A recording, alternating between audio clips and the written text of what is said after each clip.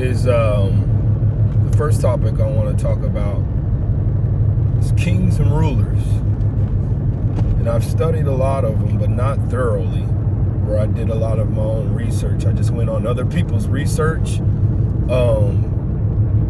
And what I acquired is a lot of these kings and rulers, they were kings and rulers. Most of them was because they had some type of financial escalation, meaning they had more money than everyone else. Some of them were great motivators, and they just knew how to collect a group of people together and bind together as one. And that's most of them. You rarely have a few, and the only one I can truly think of is Genghis Khan, where the ruler was just ruler by force. This guy was, he was notorious. He was the roughest, toughest of them all. And he was the champion, basically. And when you go back and study all the kings and rulers, most of them weren't the champion. And I really don't know if that's the case with Genghis Khan. That's just one of the things I assumed when I was acquiring all this information on kings and rulers of the past. A lot of them were really strategic. But then, you don't really know, because all these things fall, all these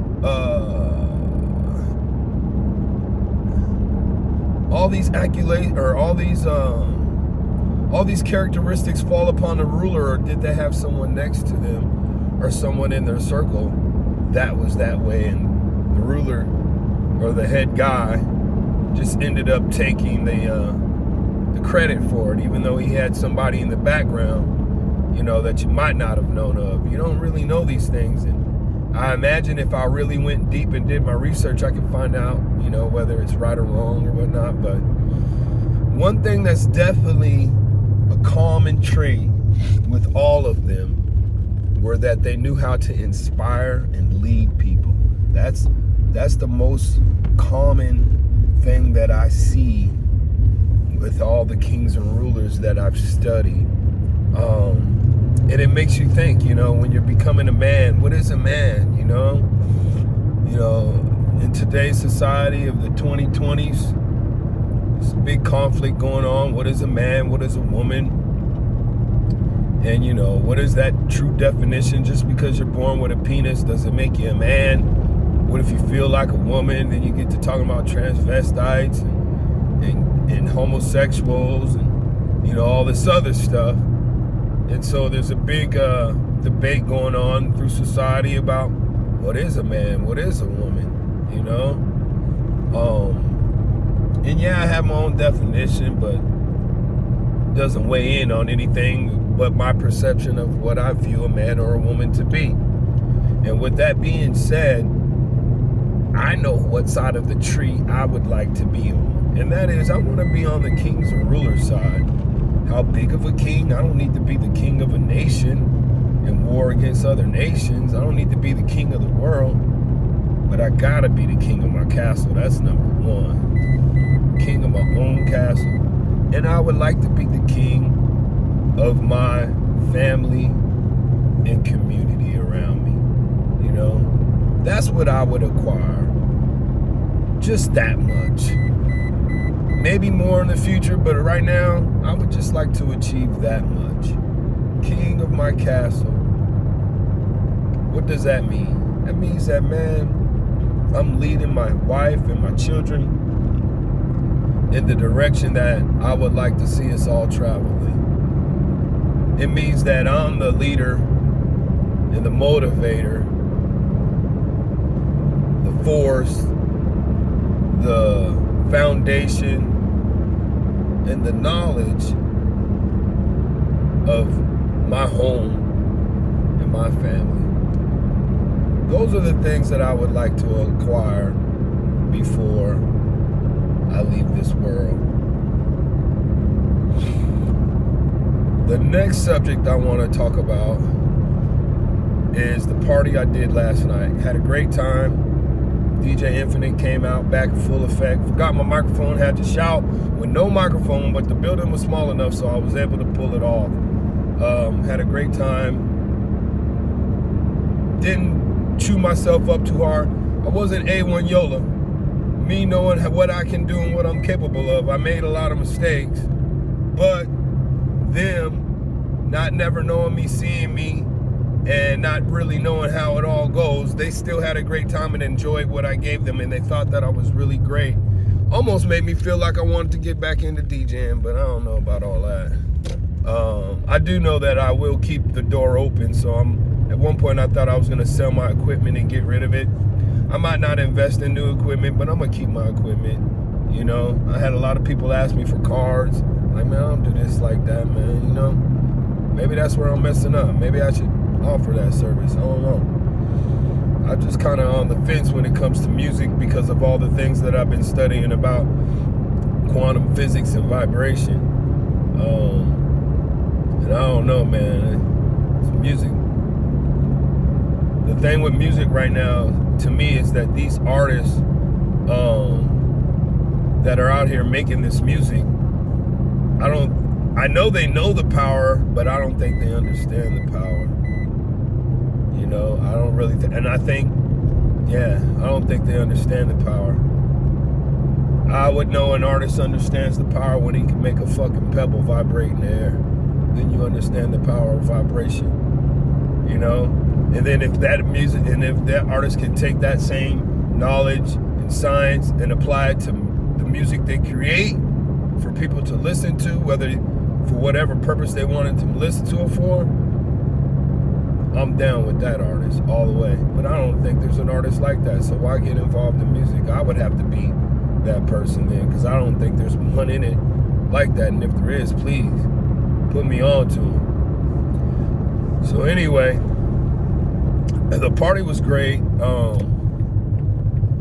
The thing that was amazing to me is that there were people there born in the 30s, 40s, and 50s, and a lot of old people there, and I'm down south at that, you know, in the rural country. I'm not like down south Atlanta, down south Charlotte. I'm not in a big city. I'm in a country called Lancaster. Small town, you know, and oh, no you don't, buddy. And with that being said, it was just astonishing to me to see pictures. They had pictures of some of the old people on the wall when they were younger. I'm like, damn, they look good, you know? And had a few talks and debates, but it made me realize I gotta be careful, because these people I'm talking to, they were doing their thing before Martin Luther King was. And I didn't realize that until I woke up this morning. Like, man, I was around a group of people that lived through shit I read through in history books and watched on TV. They lived through that shit. If anybody could tell me something about it, they could. But then I had to think deeper about what my dad said when he came here, because I know my dad lived through that stuff too. But my dad's all the way in Seattle. This shit wasn't happening in Seattle, not like it was down south. So my dad's seen it from a different angle. But what my dad said when he moved down here is that, man, these people, they're not that educated school-wise, because they came from a different background and had to go through different things. So it's like, I will eventually take the time to vibe with them on that tip. Like, man, what was it like back then? But I would imagine, I'm thinking that they're not going to come at it like Thomas. They're not going to drop it down like Thomas Sowell. They're not going to drop it down like some great historian teacher would, you know, who could really talk about and break it down. They're not going to break it down like the ISIS papers. I can't even remember. Sir Francis Cress Welsing, thanks the name, or not Sir, but Dr. Francis Cress Welsing, I think that's the name. Sir Francis, whatever. But anyway, yeah, that's funny, right? But anyway, I don't think they'll be able to break it down to me, but they can tell me from the level and the perception they've seen it at, which I will really find interesting because it's going to give me a different viewpoint I couldn't have got from a history book. And then I got to thinking about sharing this with my homeboy, my main man, my brother Akil, and he's from New York. And I'm like, shit, his mom might be a little bit younger than my parents, but still, she probably lived through that shit too. And it wasn't Martin Luther King from New York, it was Malcolm X.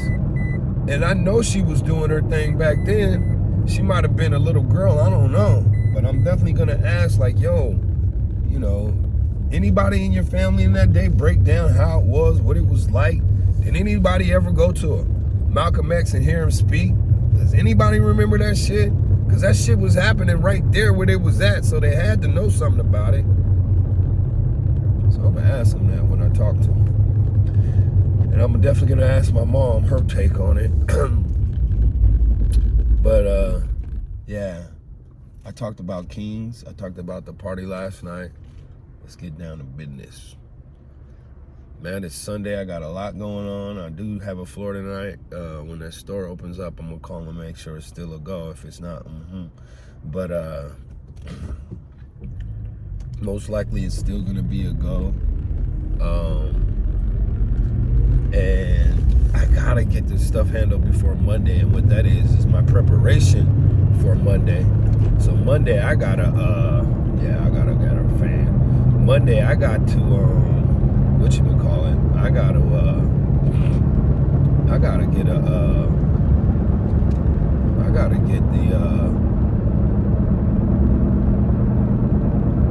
get prepared because we got a lot to tackle on Monday, man. We gotta tackle these finances. We gotta tackle this phone situation, man. Gotta tackle it. Yeah, we gotta tackle it. So that's gonna be Monday. Then the last thing I need to talk about is the home front, the castle, family. When you talk about the castle, you're talking about family, because that's what all it is right now. Alan's developing really well, and he's last day of school is this Wednesday coming, so I'm gonna have to come up with a plan for when he's out of school, how we do that one. Ava's right behind him. She's gonna be going to the same school next year, so Amelia's gonna be having a full, a lot more free time on her schedule. We've talked about it. She said she's gonna start looking for some work, looking for a job, and I'm down with it, and I'm gonna hold her to it. And I just asked her, hey man, just remember while you're trying to do all this, you're gonna have to fit so many hours of taking care of the home too into that schedule. So I'm gonna hold her to it, see how she progresses with it. But I do want to mention one thing that I've realized with my wife. I don't know if it's like this for everybody, but with my wife, you have to, she's like water, man. She expands to the playing field. She expands to whatever the container is, you know? She takes on that shape. So what I realized that was that, you know, I always wanted my wife to get in the gym. I always wanted her to get in the gym. I tried, things weren't working, but I knew what would work. I knew that she liked to do these classes, the aerobic style classes. So I just needed to find a gym that had offered a wide variety of classes at different times, so it could fit whatever schedule she had going on. I did that, and she did it all on her own and found those classes, and she goes to them, and I don't have to tell her shit. She got her own community of people there. She loved to go. She's dropped about a size or two, and this has been about 1.5 years in the making. Maybe a year. No, it's probably been about 2 years in the making. But she's dropped a couple of sizes. She's still got some more work to go. me as a personal trainer, the aerobics is only going to get you so far. You're going to have to get on the weights. So when I think about that, the next step is, well, if anybody's going to get her on the weights, it's going to be me. That she's going to have to work out with me, and we're going to have to align our shit some way, somehow, where we can work out together. But with the changes going on with the kids in school and daily hours and daily operation, let's just get that one managed first, and then we'll see where the free time fits together, where her and I can link on some gym stuff. And it might just only be once a week, whatever, you know. It don't have to be 3 times a week. I mean, I'm gonna get mine in, but maybe with her I do, you know, something different. Maybe with her it's just, no, this is all about her workout. Maybe I jump in with her some way, somehow, but really it's all about her workout. So, yeah, that's a good thought. And I gotta do the same thing with Alan and Ava. I gotta get in and start making sure, man, they're grasping on to these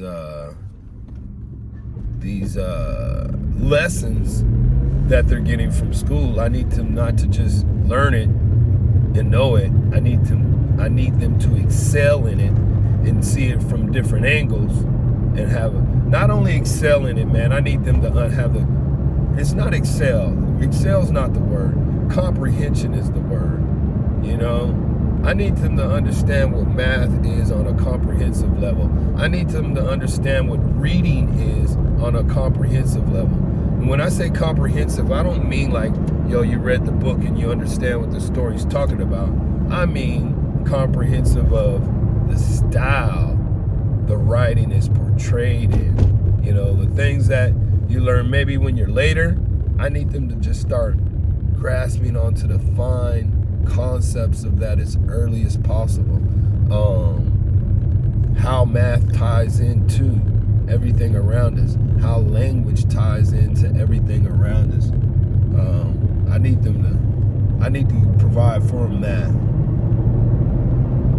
And then I need to start seeing where their love is. Ava's obviously dance. Alan is hard to tell. You know, I don't think he's gravitating towards soccer a little bit, but not really hard. But he is doing it. But he's also gravitating towards a lot of different things. So we'll see. That being said, man, I'm gonna say peace out. Have a blessed day.